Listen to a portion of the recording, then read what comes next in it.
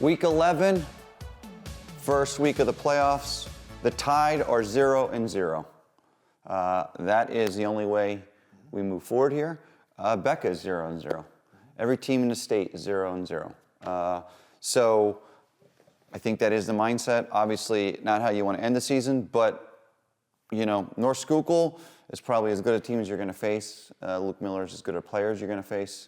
How do you build on that going forward here? Yeah, and I think they're playing as well as any team right now. I think that's the thing. They had their growing pains early in the year, but right now, and he takes them to a different level. He's special. You know, some kids may be 10-7 on the track and not 10-7 in the football field. Mm-hmm. He's equally as impressive on the football field as he is in the track, and that's very uncommon, but he's really explosive and a really good player. Coupled with their size, their experience at quarterback, they're a very tough out, very tough out. And they're going through a little injury stuff as well right now, but, they'll be as good a team as any in the playoffs. I mean, Northwestern Lehigh looms for them down the road, but it was another team that's in a different place than us, and it didn't obviously go as well as we needed it to go. So before we move on, I just want to thank our sponsors. ET Trophy Shop has all of your trophy needs. It's fantasy football season, so you might want to stop in there, make sure that you have your trophy for the end of the year all squared away. You don't want to be caught last minute. March Lutz Advisors, make sure to give Darren a call with any of your financial planning concerns.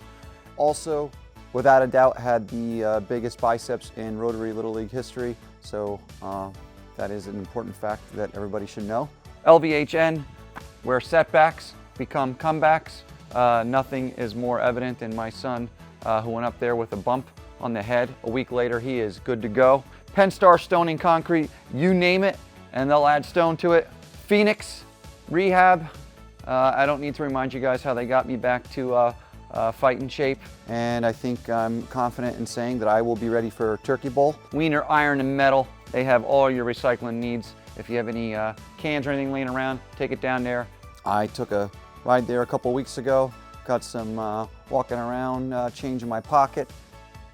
Juliet Bridals, am I biased? Yes, that is my mom. She has all of your bridal, tuxedo, formal needs.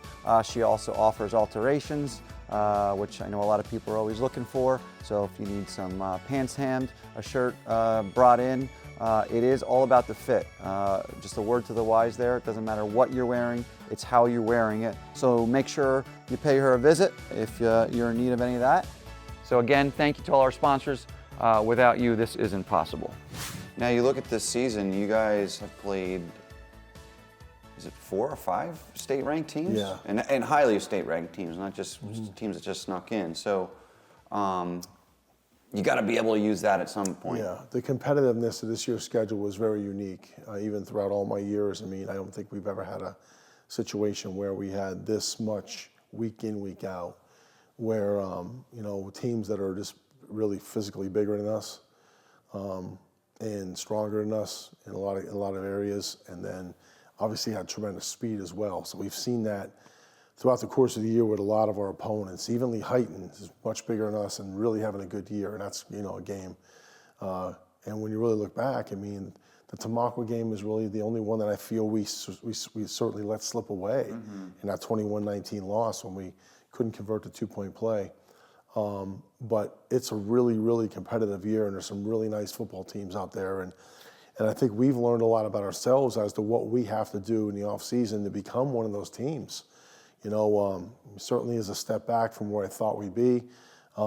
Certainly a lot of things going on. We lost 2 other guys the other night that we may not have for the Bethlehem Catholic game. But that's all part of it, and it was certainly a learning process, and you learn from this stuff and then you leave it, and that's the only way to survive at this point. You can't dwell on what happened on Friday night or any previous Friday night. You learn from it. What do we have to do to get better? What do our kids have to do to learn how to fight through these things? And then you leave it behind you. And that's where we are as we go into the playoffs, because everybody is 0-0. And last year we went down to the Lehigh Valley, played an East Penn team, and won a game we weren't supposed to win. Lee Heighton was in a situation last year, although healthier than us, at 3-7, went to Blue Mountain and had an upset win.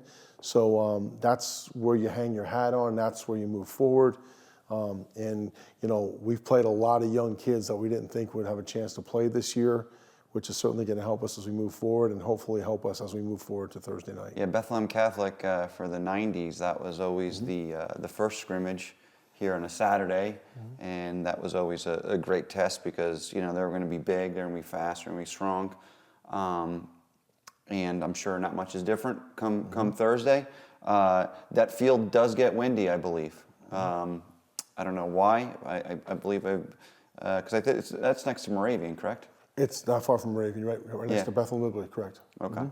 And I'll tell you what, right now the weather forecast doesn't look great. Yeah, it's rain. Yeah, looks like rain. So rain, wind, colder. 54 for a high, so it'll be challenging. And they say the weather is a great equalizer in high school sports. What do you? What's your take on sleeves during cold games? You have to watch, and I tell the kids this all the time. I always tell them the weather report. How cold it's going to be for Mass in the morning, how cold it's going to be come kickoff, pregame, at the end of the game. And I always tell our skill guys, don't wear sleeves unless you've worn them at practice, because it's a different texture, different feel. You lose contact with the football. So I do discuss that stuff with them always. Gloves in the wet weather, sometimes a hindrance. So we have all those discussions. But sleeves are unique, because they will probably need them on Thursday night, but they do create, especially in a wet environment, a little bit.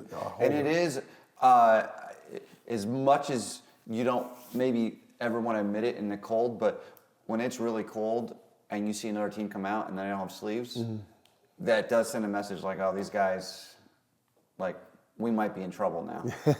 Because Coach Keating always talks about Hazleton. It was I don't know, you coach up there, you know how cold it gets. I think it was 10 degrees in one year. This was before my time.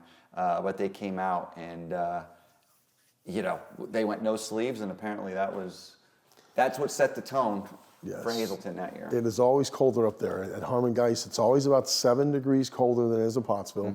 Plus you have the wind element. Being up in the mountain, you always have the wind element there. And it's always feels at least 10 degrees colder up there. No doubt. What's the difference between that and the Schuylkill Mall? Because the Schuylkill Mall used to be about 5 degrees. Well, that's about the turning point. If you drive up there in the morning, almost right before the Schuylkill Mall, where the weather starts to change. Okay. You sometimes feel the road getting a little slippery. Right there in that last stretch of the Schuylkill Mall Road, then 81. And then as you went up 81, it got increasingly more treacherous as you got closer to Delano and McAdoo. How many foggy 81 rides? Oh, lots. It's brutal. I did that the first time. I actually was scared. I honestly feel like I sort of knew the road well enough, and then you can follow your GPS nowadays. Yeah. The GPS actually is pretty good curves in the road. Right. Very tricky trips home from Hazleton quite a few days and nights. Now, we're here in the locker room. This is the first time. I know you've been anxious to film here, and I get why. This is essentially the same, but you opened it up. It's different. We used to have lockers here. But for a football team, maybe obviously for any team, but a football team, the locker room really is where the team kind of comes together. I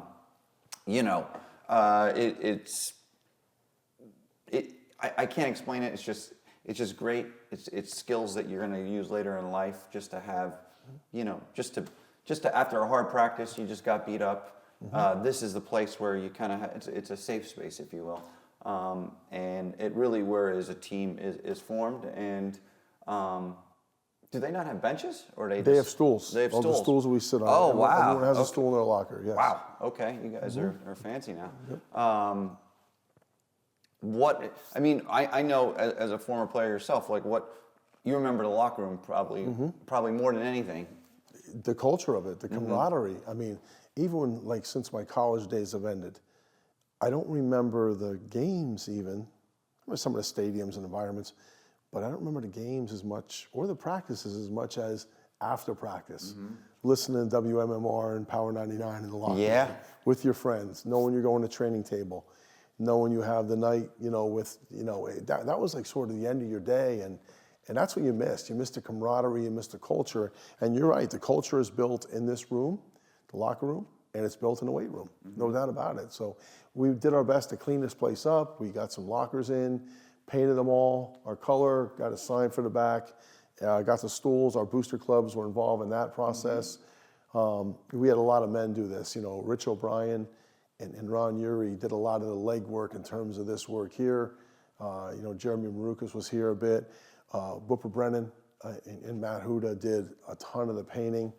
I had my brother-in-laws in here doing some painting. Once on a Friday night, once we were doing some stuff. So it's like, but really, you know, I can't tell you how valuable Mike Brennan has been, Brian Brennan and Matt Huda, in terms of aesthetically help clean this place up. And those other guys who sort of on the other end have always been around to sort of help with the heavy work, the guys that have that experience as well. So it's really been, you know, it's been a team effort across the board. The stadium looks better, the weight room looks better, the locker room looks better, our coach's room looks better. The flooring here with the logo is, you know, was provided by the school district.